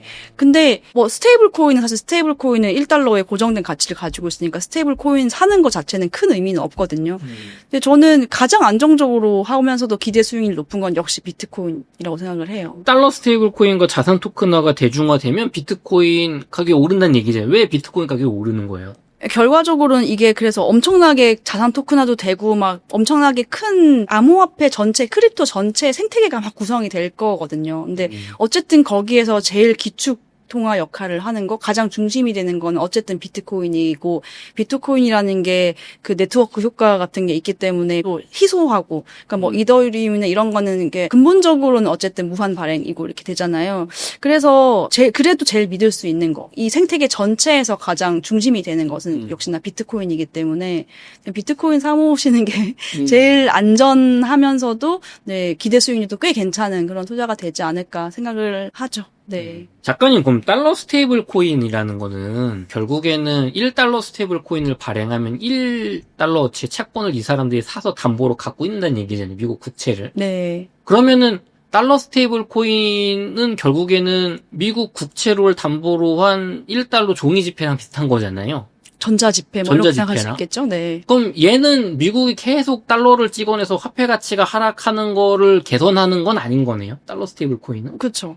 그걸 오히려 악화시키면 악화시키지. 왜 채권을 더 사주니까 더 찍어도 되겠네.가 되는 거잖아요, 미국 입장에서. 아, 네. 근데 우리 같이 그러니까 통화 체계가, 법적 통화 체계가 안정되어 있는 나라에서는 크게 필요는 없는데, 뭐 필요하다면은 이제 여행 다닐 때 사실 다른 나라에서 테더 같은 거 쓸 수 있으면은 우리가 이제 달러 환전해가지고 또 그 나라 통화로 또 환전하고 해야 되는데 그 사이에서 뭐 수수료도 많이 나오고 불편한 점도 있고 하잖아요. 근데 만약에 테더 같은 거를 다른 나라에서 쓸 수 있다. 그러면은 막 편하죠. 지금 우리 거래소에서 테더 같은 거 살 수 있으니까 그걸 뭐 개인 지갑으로 빼놨다가 다른 데서 쓸 수 있거든요. 근데 사실 이 쓰는 것도 몇 번 해보다 보면은 사실 어렵지 않아요. 크립토 지갑 앱 쓰는 것이 편하기 때문에 그러니까 쓸 수 있는데 뭐 이 정도 편리함 지금으로서는 우리나라는 근데 진짜 법정 화폐 시스템이 무너져 가고 있는 그런 나라들 내가 그 자국 화폐를 가지고 있으면은 계속 인플레이션 때문에 계속 가치가 희석되는 그런 나라들 입장에서는 이 달러 스테이블 코인이 너무 좋은 수단인 거예요. 내 자산을 지킬 수 있는 그런 거가 엄청나게 의미가 있는 거죠. 그래서 지금 당장 우리나라에서 달러 스테이블 코인이 엄청 들어올 것 같지는 않지만 지금 당장은 근데 그런 나라 남미나 뭐 아프리카 이런 국가에서는 달러 스테이블 코인이 엄청 중요하게 쓰일 수 있게 되는 거죠. 그럼 결국에는 달러 스테이블 코인 뭐 자산 토큰이나 결국에는 말은 어렵지만 결국엔 이게 다 시중에서 달러를 기반으로 한 유동성, 돈이 더 풀린다는 얘기잖아요. 근데 이 책에서 그런 내용을 조금 담고는 있는데 그렇게 간단한 문제는 아닌 것 같아요. 그러니까 예를 들어서 지금 돈이 풀린다라는 거는 사실은 이게 중앙은행에서 이제 상업은행으로 돈을 이렇게 주는 거, 양적 완화 같은 걸 통해 가지고 뭐 매입해주고 이렇게 하는 거 그런 걸 통해 가지고 돈이 풀리는데 사실 그게 인플레이션을 바로 만드는 건 아니거든요. 그러니까 인플레이션이 만들어지려면은 시중에 돈이 많이 돌아야 되는데 그거는 결국은 상업은행의 대출을 통해서 이루어진단 말이에요. 그래서 지금 만약에 미국에 있는 사람이 미국 통장을 쓰는데 그 사람이 달러 스테이블 코인으로 바꿨어요. 그러면은 그 예금에 있는 예금액이 줄어드는 영향이 있잖아요. 그러면은 은행 입장에서는 대출을 많이 늘릴 수가 없잖아요. 지급 준비율이 얼마나 따라 다르지만 예를 들어서 10%다 그러면 이제 10배를 정도를 이제 대출을 해줄 수 있는 건데 만약에 예금액이 줄고 계속 스테이블 코인으로 빠져나간다. 이렇게 되면은 오히려 대출 여력이 줄어들어가지고 유동성이 덜 풀리는 효과가 있는 거예요. 만약에 미국 사람이 미국 자국 내에서 예금 통화에 있던 거를 달러 스테이블 코인으로 바꾼다. 이렇게 가정할 경우에는 유동성이 줄어들 수 있는 거예요. 오히려. 왜냐하면 스테이블 코인은 고객으로부터 받은 돈을 그거를 이제 국채나 레포나 뭐 이런 걸 살 수 있는 거거든요. 단기 자금을 그 단기 국채 같은 걸 살 수 있는 거잖아요. 그렇기 때문에 테더 같은 그런 회사가 은행 역할을 해가지고 막 대출을 해주고 막 그 예금으로 뭔가 다른 거를 하고 뭐 이자를 주고 막 이런 그런 거를 안 한다면, 근데 지니어스 법안에서 그걸 못하게 해놨거든요. 그거 못한다면은 이제 오히려 전통 은행들이 했던 역할이 축소되는 거기 때문에 인플레이션이 더 높아지지 않는, 오히려 더 줄어들 수 있는, 유동성이 더 줄어들 수 있는 그런 영향이 있을 수 있어요. 근데 이게 간단한 문제는 아닌 것 같아요. 이게 경제가 워낙 복잡한 문제다 보니까. 그리고 사실은 미국 그 달러 스테이블 코인의 수요처 자체가 미국 내에 있는 게 또 아니거든요.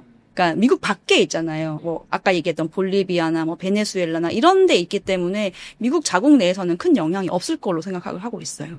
작가님 개인적인 이야기 좀 해볼게요. 먼저 보험연수원 관련 얘기하기 전에 작가님 서울대학교 식품영양학과를 졸업하셨거든요. 네. 그 다음에 이화여대 약학과를 졸업하시고 서울대학교 대학원에 진학을 하셔서 의대 임상양리학과에 진학하셔서 어떤 신약을 개발하시거나 이런 이력을 화려한 학력을 가지신데 이렇게 가시게 된 이유, 그 다음에 좀 어떤 일을 하시면서 살아오셨는지 좀 개인적인 게 궁금합니다. 아, 네. 학교는 수능을 봐서 이제 점수 맞춰가지고 이제 들어갔고요. 그다음에 이제 식품영양학과를 졸업하다 보니까 이제 식품회사에 이제 입사를 하게 된 거예요. 그래서 일을 했는데 제가 했던 일이 조금 특수한 일이었어가지고, 그러니까 뭔가 이게 좋은 일이긴 한데 좀 보람이나 성취감 이런 것들을 느끼기는 좀 부족했던 것 같아요. 그래서 좀 보다 많은 사람들한테 좀 좋은 영향을 줄 수 있는 좀 사회적으로 의미 있는 일을 하고 싶다 이런 생각이 들어가지고 약대를 진학해서 신약을 개발하는 일에 조금이라도 이제 보탬이 되면은 어쨌든 좋은 일이니까 약대를 진학을 했고요. 약대에서 공부를 열심히 했고 당연히 저는 그런 마음을 가지고 약대 진학을 했기 때문에 약사로 바로 일을 하지 않고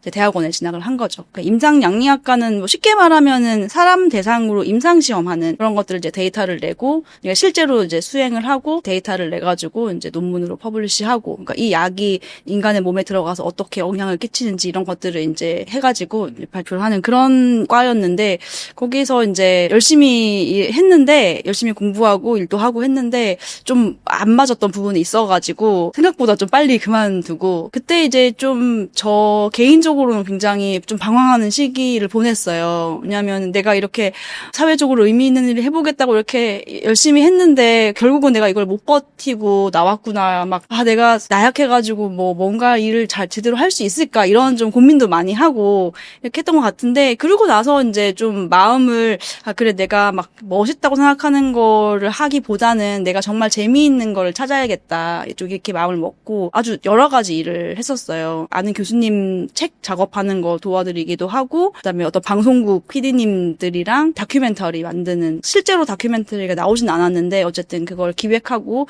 제작하기 직전까지 이렇게 준비를 하는 그런 일도 했었고, 그다음에 대기업에서 이제 의뢰받은 일이 있어가지고 교육 프로그램 만드는 일도 했었고, 이런 여러 가지 일들을 하다가 이제 약사 면허가 있으니까 병원에 약사로 이제 들어가서 일을 하고 있었죠. 그렇게 하다가 제가 이제 아까 얘기했던 대기업에서 이제 교육 프로그램 만드는 일을 했을 때 알게 된 그 대기업 직원분이 근로소득만으로는 경제적 자유를 이루지 못한다 이런 얘기를 이제 그때 처음으로 저한테 해주셨어요. 그러니까 그 전까지는 그 주위에 이런 얘기를 해주시는 분이 없었는데 그게 계속 기억에 남더라고요. 그래서 병원에서 약사로 일을 하면서 이제 좀 여유 시간이 좀 있는 편이었어가지고 그 동안에 경제 공부를 좀 해야겠다 이런 생각이 들어서, 저는 그때까지만 해도 경제 신문을 읽으면은 그 이해를 잘 못했거든요. 그래서 경제 공부를 좀 제대로 해봐야겠다 해가지고 막 진짜 기본서죠, 교양서적 그런 것들을 이제 사가지고 한 3권 정도 공부했었어요. 그래서 그때 이제 뭐 주식, 채권, 뭐 환율이 어떻고, 뭐 채권 수익률이 올라가면 채권 가격이 떨어지고 막 이런 거, 뭐 배불런 효과, 뭐 이런 것들 이제부터 공부를 하기 시작했던 거죠. 근데 그렇게 공부를 좀 하니까 경제 기사 같은 걸 읽을 수 있겠더라고요. 그러면서 이제 나도 투자를 좀 본격적으로 해봐야지 하면서 이제 공부를 했었고, 처음에는 이제 한국 주식 이제 관심을 가지고 쭉 봤는데, 그래서 그때는 저 나름대로는 기업 가치를 산정하고, 기업 지금 현재 가격이 이러니까 내가 이 가격은 살만한 가격, 이때는 팔아야지, 이런 거 좀 실제 디테일하게 숫자까지 이렇게 해가지고 이제 투자를 하려고 이제 준비를 했었어요. 그래서 막 사업 보고서 있죠. 그러니까 재무제표 같은 것도 다 읽을 수 있게 좀 공부도 많이 하고, 이렇게 해서 준비를 했다가, 네, 그렇게 해가지고 제가 걸러진 기업들을 보면은 그냥 마음에 잘 안 가는 거예요. 그러니까 썩 마음에 들지 않는 거예요. 이게 지금 21세기에 이런 기업들이 계속 잘 나갈 수 있을까? 이런 고민도 들고 뭔가 이렇게 지금 변화하는 세계에 잘 안 맞는 것 같은? 그러니까 약간 마음이 잘 안 가는 거예요. 재무제표상으로는 투자 가치가 있고 저평가된 좋은 기업 맞아요. 같은데 네. 이게 21세기의 미래를 선도할 기업 같진 않은 거예요. 네, 맞아요. 그리고 한국 시장 자체가 조금 이게 저평가에서 벗어날 수 있을까? 이런 의문도 좀 있었었고, 그래서 이제 미국 주식을 좀 보기 시작한 거예요. 근데 그때 이제 막 팔란티어도 공부를 하고 테슬라 이런 것들도 좀 보고 했는데, 그러다가 제가 투자 철학 같은 것들도 책도 좀 읽고 이렇게 하다 보니까 제가 결론을 내린 게 나는 이 종목을 선택하는 거는 되게 힘들겠다. 예를 들어서 이제 애플이 엄청나게 이제 주가가 그 시총 1위가 됐었잖아요. 근데 1위가 될 때까지 한 10년, 20년 동안 엄청나게 가치가 오른 거잖아요. 그러니까 이런 걸 찾고 싶은데 이거를 내가 찾을 수 있을까? 그리고 내가 이거를 10년 동안 이거를 바라보고 가격의 흔들림에 요동치지 않고 버틸 수 있을까? 이런 생각을 하니까 좀 자신이 없더라고요. 그래서 물론 좋은 주식들이 많죠. 뭐 엔비디아나 이런 것들도 다 알기는 알았지만 이거를 확신을 가지고 장기로 투자할 수 있을까 생각했을 때 좀 어렵겠다 해서 그냥 나는 S&P 500 지수 추종하는 ETF나 나스닥 ETF 그냥 이거 사서 꾸준히 사가지고 계속 사야겠다. 그리고 내가 은퇴할 때쯤 되면은 뭐 사실 약사는 은퇴라는 개념은 사실 약하긴 한데 내가 평생 일할 수는 없으니까 어느 정도 이제 자산이 불려지면은 이제 일을 안 하고 좀 경제적으로 좀 편하게 살아야지 이렇게 생각을 했었어요. 그거는 가능할 것 같았거든요. 근데 그러다가 이제 지혜의 족보 채널에 있는 영상을 보게 됐고 비트코인은 S&P 500이나 나스닥 이거보다 더 기대 수익률이 훨씬 높은데 저는 완전 안전하다고 생각한 거예요. 그러니까 가격 변동성은 굉장히 심하지만 저는 가격 변동성이 위험성이라고 생각하지 않거든요. 가격 변동성은 그냥 견디면 되는 거고 장기로 봤을 때 이것이 얼마나 내 자산을 안정적으로 지켜줄 것이냐 아니면 오히려 더 높여줄 것이냐 이거가 리스크라고 생각을 하거든요. 근데 비트코인은 저한테 있어서는 너무 안전자산인 거예요. 가격만 좀 변동 심한 거지. 단기적으로 흔들리지만 않으면은 그 비트코인의 근본적인 그 내용들 있잖아요. 비트코인이 가지고 있는 어떤 핵심 내용들이 있잖아요. 근데 그게 변함이 없어요. 그게 생겼을 때부터 그냥 지금까지 쭉 이어져 온 거고 비트코인에 대한 회의가 되게 많잖아요. 저는 사실 이 책을 쓰기 전에 제가 책을 낸 게 하나 있는데 거기에 이제 회의론을 정리를 해보니까 15가지가 나오더라고요. 근데 그 회의론이 다 타파가 됐어요. 저는 사람들이 흔히 얘기하는 뭐 전기를 너무 많이 쓰는 거 아니냐, 뭐 미국이 가만히 두겠냐, 뭐 폰지 사기 아니냐, 내재 가치 없다, 뭐 이런 것들 회의에 대해서 저는 나름대로 다 정리가 됐었거든요. 회의론을 다 타파를 한 거죠. 그렇게 되다 보니까 이거는 너무 안전자산이다 이렇게 생각을 해가지고 이제 완전 비트코인으로 이렇게 돼. 멋지십니다. 요즘 또 비트코인 회의론에 그런 거 있어요. 이거 채굴 다 되고 나면은 수수료로 유지가 되겠냐. 네. 그다음에 양자 컴퓨터 나오면은 해킹되는 거 아니냐. 네. 그런 것도 다 타파가 되신 거예요. 그렇죠.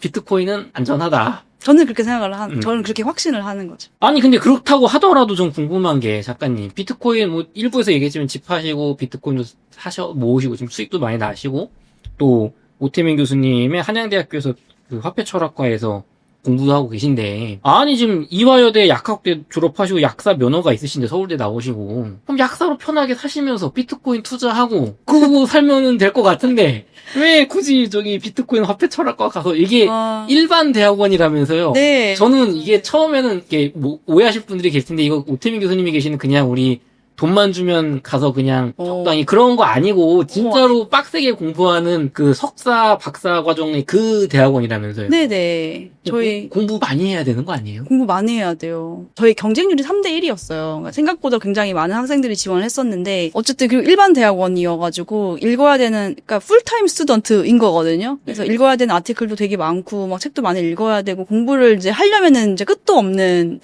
그런 건데 그래서 저도 처음에 이제 오랜만에 학교에 들어와서 공부를 하다 보니까 되게 힘들더라고요. 그래서 그때는 내가 뭘 하자고 이렇게 열심히 학교를 다시 들어와가지고 이 나이에 들어와가지고 이렇게 고생을 하지 이런 생각을 했을 정도로 좀 힘들었어요. 근데 말씀해 주시는 게 맞아요, 사실은. 약사로 하면은 좀 일도 뭐 그렇게 크게 스트레스 받지 않고 할 수 있고 계속 이제 돈을 버니까 비트코인을 계속 꾸준히 사모으고 할 수 있었을 텐데 그냥 저는 개인적으로 재미있는 걸 추구했던 것 같아요. 비트코인 공부하는 거 너무 재미있었거든요. 그리고 약사는 많잖아요, 주변에.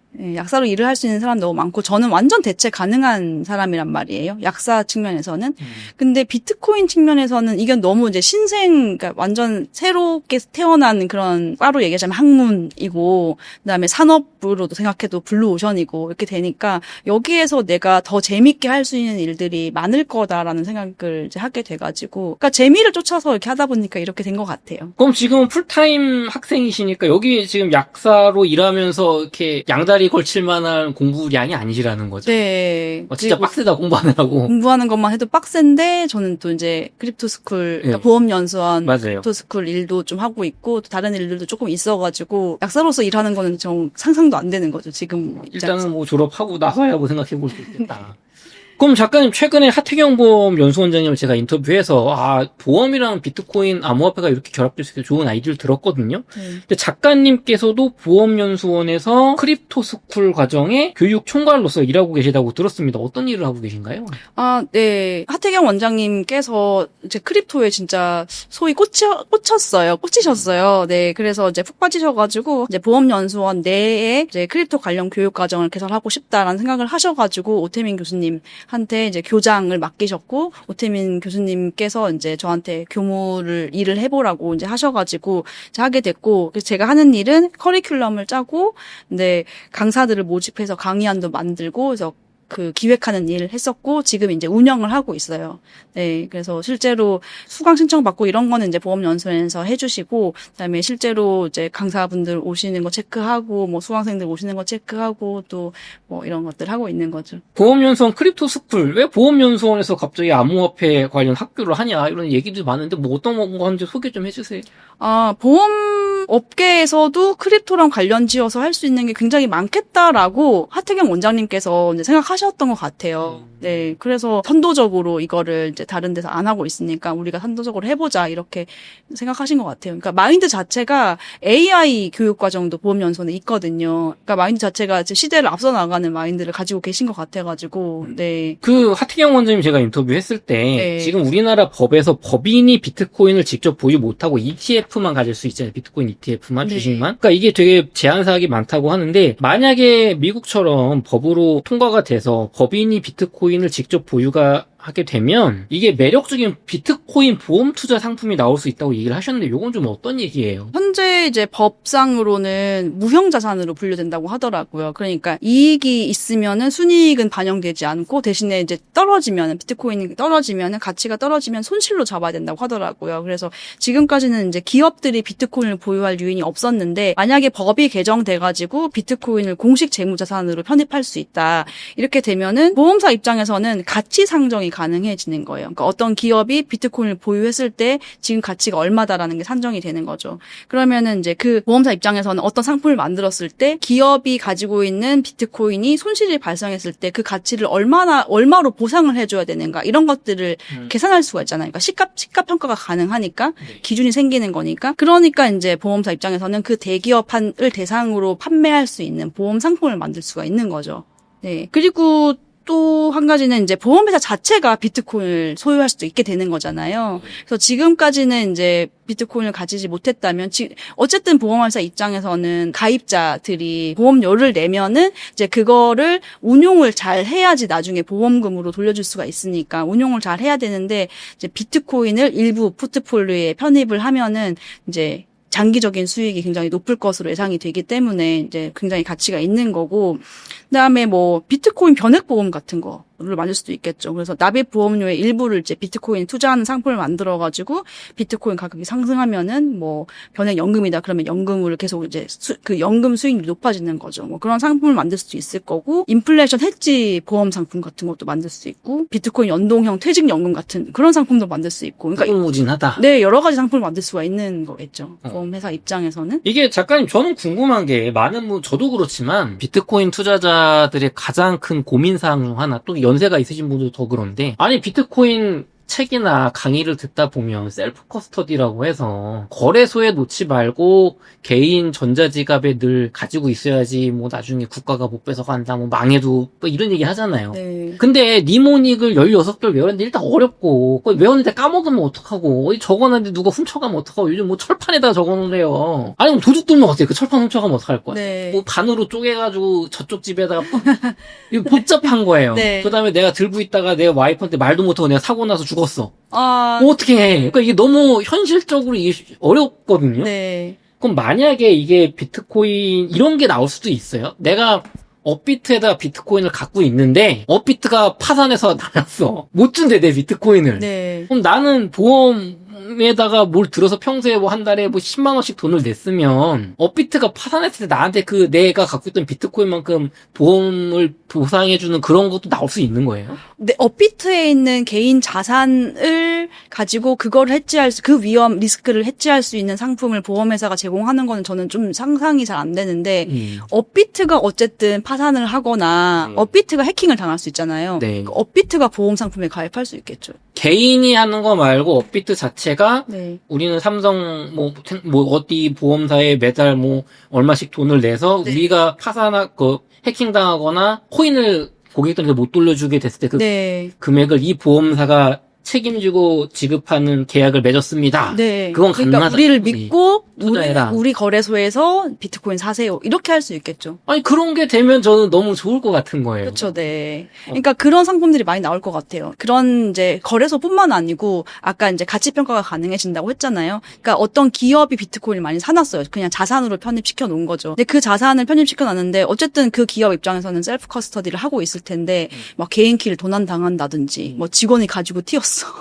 뭐 그런 데 있을 수도 있고 뭐 아니면은 비트코인이 갑자기 너무 폭락했어. 그래서 뭐 어떤 가격 이하로 떨어질 경우에 보상해주는 뭐 보험 이런 것들 이런 상품들을 많이 만들 수 있겠죠. 그러니까 뭐 해킹 위험, 그러니까 개인키 탈취 이런 거에 대한 이제 위험을 보장해주는 그런 상품도 만들 수 있을 거고. 그럼 보험사는 이런 법이 통과돼서 비트코인이 자산으로 잡혀야 네. 이 기업의 가치를 평가하고 그 얘네가 파산했을 때 우리가 물어줘야 될 돈도 계산을 해서 그거 보험료를 얼마 이런 게 되는데 지금 법적으로 비트코인은 자산으로 안 잡히니까 법적으로 안 잡히니까 아예 그런 작업 자체를 할 수가 없는 거예요. 그렇죠. 이게 평가의 금액이 안 나오니까. 평가 금액이 안 나와. 네. 근데 어쨌든 이게 시간의 문제지 될 거라고 보시는 거잖아요. 그렇지 않을까요? 보험사 입장에서도 그런 요구가 많이 있을 거고 앞으로 이제 비트코인 점점 더 커가는 걸 보면은 이제 국가적으로 그런 요구 사항들이 많이 있을 것 같아요. 그럼 비트코인과 암호화폐 그리고 뭐 보험이나 금융이 융합될 수 있는 요소가 혹시 또 다른 게 혹시 있을까요? 저희 책에서는 파라메트릭 보험 사례를 이제 다뤘거든요. 그러니까 파라메트릭 보험이라는 거는 사전에 정의된 조건이 충족되면은 무조건 이제 보험금이 자동으로 지급되도록 만들어진 그런 보험 상품을 얘기를 하는데 예를 들어서 이제 그 악사라는 보험사가 내놓은 상품인데 피지라고 이름을 붙여줬는데 2017년도에 나왔어요. 그게 뭐냐면은 항공기가 이제 2시간 이상 지연되면은 무조건 보험금이 떨어지도록 이렇게 이제 만든 상품이 있었거든요. 이게 사실 되게 간단한 거기 때문에 스마트 컨트랙트로 이제 구현을 초기에 이렇게 하기가 좋았던 거죠. 근데 그게 뭐 그때 당시에는 그다지 이제 호응이 없어가지고 몇 년 안 있다가 이렇게 판매가 중단되었다고 하는데 이런 보험 상품에 대한 인지도가 많이 올라가고 이게 코드상으로 자동으로 보험금을 지급하도록 되어 있는 거니까 저는 시간이 지나면 이거에 대한 신뢰도가 많이 올라갈 것 같거든요. 그리고 뭐 사는 것도 어렵지 않고 그렇게 되면은 가입자 입장에서는 보험금이 언제 지급되는지 뭐 어떻게 지급되는지를 명확하게 알 수 있고 또 보험사 입장에서도 이런 상품을 내놨을 때 관리 비용이 많이 안 들기 때문에 이런 것들이 앞으로 시장이 커지지 않을까 그렇게 생각을 하는데 저는 여기서도 제일 중요한 부분이 이 보험 상품이 결국은 또 토큰화가 될 수가 있는 거예요. 그러니까 기존에는 같은 리스크를 안고 있는 사람들이 그 보험 상품에 가입을 해가지고 어떤 그 리스크가 실제로 이제 그렇게 됐을 경우에 이제 보험금을 이제 그 사람이 가져가는 뭐 그런 방식이잖아요. 근데 이제 이게 토큰화가 돼버리면은 그냥 그 보험 상품을 누구든 살 수가 있는 거예요. 전 세계에 누구든 살 수가 있는 거예요. 그래서 말하자면은 투기꾼, 전 세계에 있는 투기꾼이 이제 몰려들 수 있는 거죠. 그러니까 보험 상품을 리스크를 하고 싶어 하는 니즈가 있는 사람만 사는 것이 아니고, 내가 예를 들어서 아까 악사 예를 생각을 해보자면은, 항공권이 2시간 이상 지연되는데 베팅을 하는 거예요. 그 베팅하는 사람이 이 토큰을 사는 거예요. 이렇게 되면은, 이제, 원래는 이제 내가 항공이 이제 지연될 경우를 대비를 해가지고 보험 상품에 가입한 사람이 그렇게 산다고 하더라도 그걸 토큰화 해가지고 다시 판매를 하면은 자기는 리스크를 해지를 할 수가 있고, 그거를 이제 투기꾼들한테 이제 떠넘기는 구조가 되는 거죠. 그래서 그 투기꾼들은 베팅을 해가지고 만약에 성공했어. 그러면 돈을 받는 거고 아니면 돈을 잃는 거고 이런 식으로 이제 만들 수가 있는 거죠. 그러면은 지금 말씀해 주신 게 이게 시청자분들 위해서 제가 정리 좀 해야 될 것 같은데 그 피지항공사 악사가 만들었던 거는 원래 비행기가 2시간 이상 지연이 된 우리 여행자 보험 들면 그런 거 주잖아요. 네. 기존 보험은 보험사가 보고 이게 2시간 이상 지연된 게 맞아. 그 다음에 원인을 봤더니 뭐 천재지변이 뭐 안 해준다면서 뭐 가끔 보다 보면 뉴스 나오잖아요. 네. 2시간 이상 뭐 넘었는데 돈 안 준다. 네. 다 그런 얘기잖아요. 맞아요. 네. 그러니까 자꾸 돈을 안 주니까 여행자가 짜증났는데 악사가 만든 보험은 원인은 따지지도 않고 맞아요. 무조건 2시간 넘으면 돈을 주는데 내가 그걸 또 줘라 마라 판단하는 게 아니고 스마트 컨트랙으로 돼서 2시간 넘는 순간 그냥 바로 지급되게 만들어 놓은 거예요. 네. 진짜 중요한 포인트를 말씀하신 것 같아요. 제가 놓친 포인트인데, 그러니까 조건만 충족되면은 묻지도 따지지도 않고 그냥 보험금을 지급해주는 그런 상품. 보험사가 주기 싫어도 줘야 되는 거예요. 그렇죠. 자동으로 지급되게 되어 있으니까. 이미 다 보험사 손을 떠난 거다. 네. 그러면은 그렇게 됐는데 지금 작가님이 얘기하신 거는 비행기가 지연되면 내가 10만 원 넣고 비행기값 뭐 50만 원 보험금을 받았는데 확률이 낮으니까 이게 쌀 거 아닙니까? 그쵸. 보험료가. 네. 근데 나는 그걸 샀어요. 그 10만 원 주고 샀어 이 보험. 비행기 지연되면 50만 원 받아요. 그럼 나는 이걸 토큰화해서 도박꾼들한테 판다는 게 그쵸. 내 돈이 10만 원 들어가고 지연되면 50만 원 받을 수 있는 권리인데 예를 들면 이거 10개로 쪼갰어요. 그럼 하나에 5만 원 아닙니까? 투자 원금이 10만 원인 거잖아요. 그거는 뭐 설정하기 나름이지 않을까. 그럼 나는 한 30만 원 이게 10만 원 넣었는데 한 30만 원을 설정해서 이거 한 10분의 1 권리가 3만 원이야. 그렇게까지 비싸게는 못하게 자기가 10만 원 정도 샀는데 나는 그렇게까지는 그럼 나는 10만 원 넣었는데 내가 10만 원에 팔면은 그렇구나. 그럼 내가 판단을 해야겠네. 내가 볼 때 이건 지원이 안 될 것 같아. 그러면 이거 10만 원이라도 건지기 위해서 파는 거예요? 그렇죠. 토큰화해서 그러니까 뭐가 더 이익일지는 이제 다 계산을 뭐 해봐야 되겠죠. 그럼 보험을 든 사람이 이거 지연 안 되면 내 돈 날라가고 땡 그냥 리스크 해지 땡이 아니고 야 이거 내가 들긴 들었는데 오늘 날씨 보니까 뭐 공항 왔더니 이거 문제될 일이 없어 보여. 라고 했을 때 토큰에서 팔았는데 어떤 도박꾼은 야 지금 내가 가진 정보에 의하면 지금 뭐 러시아가 저기 드론 날려가지고 지금 덴마크 영공 폐쇄됐다는데 여기도 막 이런 거 입수해가지고 사면 그 사람은 돈 버는 거 아니에요? 그쵸. 근데 뭐 지금 예시를 들으니까 조금 이제 그런 상황이 보이긴 하는데 내가 그 보험을 드는 시점 같은 것도 이제 너무 가까워지면은 사실 예측률이 훨씬 높아지기 때문에 뭐 가격이 굉장히 달라진다든지 뭐 그런 게 있겠죠. 근데 실제로 어떤 상황까지 갈지 이런 구체적인 내에서 막 얘기하기는 좀 힘들 것 같은데 어쨌든 전반적으로는 이제 그런 보험 상품조차도 마치 파생 상품처럼 토큰화돼서 거래될 수 있다. 그러니까 막 지금 당장 내가 비행기를 타는 상황에서 토큰을 만드는 것 자체는 사실 쉬운 일은 아니겠지만 어쨌든 이제 보통의 보험은 그렇게 막 시차가 막 당장 일어날 일을 가지고 이렇게 하는 거는 아닌 경우가 많으니까 어쨌든 그 리스크에 대한 해지 부분도 토큰화 해가지고 글로벌 투기꾼들한테 이제 떠넘길 수 있다. 네, 그 개념이 중요한 것 같아요. 어쨌든 보험을 든 사람도 토큰에서 자기 거를 팔고 리스크를 투기꾼이 지게 하고 투기꾼은 성공하면 돈 많이 벌고 실패하면 돈 잃는 그런 파생 상품이 보험에서 암호화폐가 결합하면 나올 수 있다는 얘기예요. 그렇죠, 네. 보험사분들은 이게 매력적인 거 아닙니까? 자기들 돈 벌게 늘어나는 거니까. 그쵸. 그런 부분도 있을 것이고, 또 한 가지는, 보험회사는 지금까지 데이터가 되게 많이 있을 거잖아요. 어떤 질병에 대한 데이터도 있을 것이고, 뭐, 교통사고에 대한 데이터도 있을 것이고. 근데 이제, 글로벌 투기꾼들은 데이터가 없잖아요. 그래서 사실은 보험사 자체가 그 토큰화된 자산에 투자를 할 수도 있을 것 같아요. 그 데이터 많이 있는 거 가지고 예측률이 높을 테니까. 그래서 자산의 토큰화를 아예 그 자체를 이용할 수도 있을 것이고, 투자하는데 이용할 수도 있을 것이고, 그러니까 포트폴리오에 편입을 시키는 거죠. 야, 그럼 보험사가 투자사가 될 수도 있겠네. 그럴 수도 진짜. 있죠. 그럴 수도 있을 것이고, 한편으로는 그 데이터, 자기가 가지고 있는 데이터를 판매해서 이익을 또 얻을 수도 있겠죠. 그 글로벌 투기꾼들한테 그 데이터를 판매하는 거예요. 그러면 투기꾼은 자기 예측력을 높이기 위해서 데이터를 이제 사볼 수도 있는 거죠. 와, 그러면 이게 또 저는 갑자기 든 생각이 비트코인 변액보험 막 이런 거 저축보험 얘기하셨잖아요. 그럼 내가 매달 보험료 내가지고 암 보험 하나 들었는데 이게 암 안 걸리면 땡 아닙니까, 사실. 네, 그렇죠. 근데 한 50%는 그 만기 되면 돌려주는 거 있잖아요. 네. 근데 돌려줄 때 한국 돈을 주니까 환율이 안 좋아지고 나라가 미래가 걱정돼가지고 나는 싫어. 근데 뭐 요즘 달러로 드는 것도 있다면서요. 근데 그럼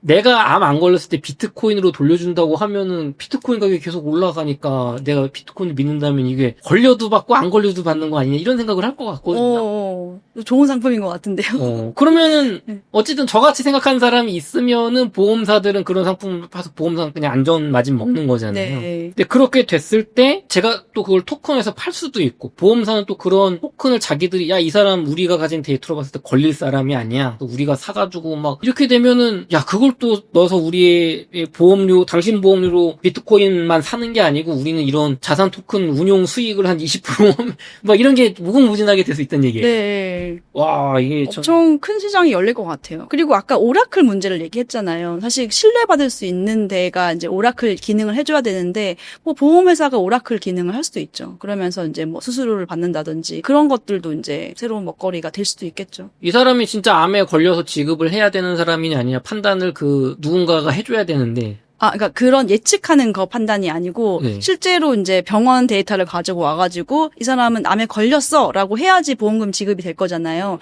걸렸어라는 거를 이제 신뢰받을 수 있는 사람이 그 데이터를 블록체인 상에 입력을 해줘야 되니까 그 역할을 이제 보험회사가 해줄 수도 있지 않을까 생각합니다. 의사분이 판단을 하면은 의사가 자기 돈 벌기 위해서 그런 거 뭐 지금도 가끔 보면은 뭐 건강보험 빼먹으려고 사기치는 의사들도 있으니까 네. 결국엔 누군가가 그걸 신뢰받을 수 있는 사람이 해야 되는데 그걸 보험사가 하게 될 거다. 근데 그거는 뭐 확실히는 모르겠지만 가능성이 있지 않을까 생각을 하는 거죠. 뭐 물론 그 역할을 병원이 해줄 수도 있는 거고. 네. 대형 병원이면 또 할 수도 그렇죠. 있겠죠. 대형 병원이면 해줄 수 있죠. 그럼 결국에는 이런 암호화폐, 토큰화, 자산 토큰화 이런 세상이 되면은 신뢰라는 게 굉장히 가치가 높아지는 것 같거든요. 그렇죠. 신뢰가 완전 키워드가 될 것 같아요. 그럼 우리 개인도 내가 사람들의 사기 안 치고 성실히 살고 이러면은 뭔가 좋은 게 있는 겁니까, 작가님? 당연히. 뭐가 좋을까요? 기본적으로 우리가 생활을 할 때 있어서, 다른 사람들한테 신뢰를 받는 것이 굉장히 중요하잖아. 인간 사회에 있어서도. 그렇긴 한데, 우리 암호화폐 세계에서는, 특히 알트코인 세계에서는, 이게 대단히 뭔가를 할 것처럼 얘기해서 토큰을 비싸게 팔아먹고, 자기들은 물량 선취했다가, 가격 오르면 싹 팔고, 문 닫고 튀고, 이런 사기꾼들이 그냥 너무 많아서, 네. 이 암호화폐 이미지, 특히 알트코인 이미지가 아주 안 좋거든요. 그렇죠. 근데 이거를 좀 개선해줄 수 없을까, 이런 신뢰가. 그런 거는 결국은 이제 그런 사기치고 막 그 러브풀하고 이런 데들은 이제 법적으로 해결을 해가지고 이제 뭐 잡아들이고 이렇게 해야 되겠죠. 근데 결국은 장기적으로 봤을 때는 그런 데들은 이제 오래가지 못하니까 점점 도태될 것이고 결국은 이제 신뢰받는 데들이 계속 일회성이면은 뭐 한번 사기치고 이렇게 할 수도 있는데 이게 이제 다회성이면은 계속해서 이제 영업을 해서 그 영업으로부터 얻는 이득이 더 크다. 뭐 이렇게 생각을 한다면 당연히 신뢰를 주는 것이 훨씬 이득이잖아요. 좋습니다. 네, 이렇게 긴 시간 동안 이야기 나눠봤는데 손혜민 작가님 끝으로 저희 응달책방 시청자분들을 위해서 한 말씀 부탁드리겠습니다. 지금까지 그 비트코인 없는 미래는 없다라는 책들 많이 사주셨는데 아직 안 보신 분들이 있다면은 책 많이 이렇게 읽어보시면은 되게 도움이 많이 될 것 같고요. 열심히 썼으니까 이제 지켜봐 주시면 좋겠고, 비트코인은 진짜 없어질 자산, 뭐 없어질 그런 이상한 거, 뭐 투기할 만한, 투기 자산 뭐 이런 개념이 아니고 정말 앞으로 우리가 이제 살아갈 날 동안에 엄청나게 큰 변화를 가지고 올 존재이기 때문에 반드시 관심을 가지고 비트코인을 계속 이제 지켜봐 주시면 좋겠고, 그리고 이제 투자 수단으로서도 굉장히 좋은 투자 자산이기 때문에 큰 도움이 될 것 같습니다. 이 책 반응을 보니까 오태민 작가님의 기존 책들이 참 내용은 좋지만 약간 기술적인 어려움이 있었는데 이 책은 좀 쉬운 것 같다라고 해서 되게 호평이 많은데 특별한 뭐 비결이 있을까요? 비결? 네. 오태민 교수님도 그렇지만 이제 저희 나머지 두 작가가 이걸 조금 더 쉽게 쓰려고 많이 노력을 했고요. 그러니까 저희는 이제 그 대중들의 마음을 잘 알잖아요. 그래서 조금 대중들이 읽기 쉽게 표현을 하려고 많이 노력을 했고, 그리고 제가 생각하기에는 오태민 교수님께서 지금까지 책을 굉장히 많이 쓰셨는데 그 책들에 비해서 조금 더 포괄적인, 그러니까 많은 내용을 담고 있는 것 같아요. 그 하나하나의 내용이 깊이 있지는 않지만 핵심적인 내용을 다뤘고, 그다음에 가장 포괄적인 책이기 때문에 저는 비트코인 관심이 있으신 분들이 이 책을 통해서 비트코인에 한번 세계에 빠져보시는 게 굉장히 좋은 기회라고 생각을 합니다. 이렇게 해서 손혜민 작가님과의 인터뷰를 마치도록 하겠습니다. 긴 시간 동안 수고 많으셨습니다. 감사합니다. 감사합니다.